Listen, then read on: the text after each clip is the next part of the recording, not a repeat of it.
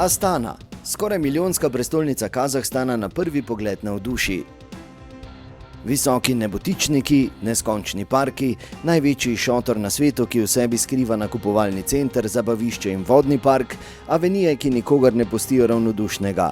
Naštevali bi lahko skoraj v nedogled. Težko je verjeti, da je še pred 20 leti tu bil pravzaprav nepomemben zaselek, ki je bil v časih Sovjetske zveze znan predvsem kot kraj, kamor so v Gulag deportirali žene političnih oporečnežev.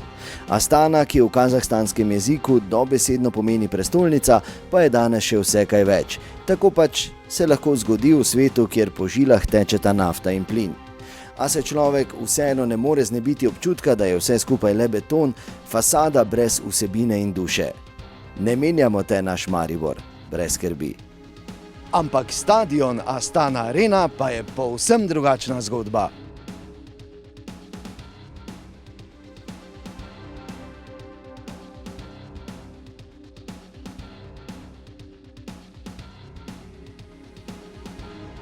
Jean-Philippe, it's a really big game tomorrow. You have the advantage of one goal, but really important game. It's very, very important game. We have objective, so I don't think about the advantage we have. We must to qualify for the next stage. I just want to win. If I can go in the next stage, is enough. Izjemno pomembna tekma nas torej čaka. Astana, Maribor.